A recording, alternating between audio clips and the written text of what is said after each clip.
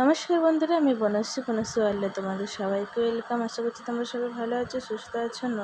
আবারও একটা নতুন ভিডিওর সঙ্গে তোমাদের ওয়েলকাম। অনুরাগের ছোঁয়া দেখতে থাকো আর এনজয় করতে থাকো।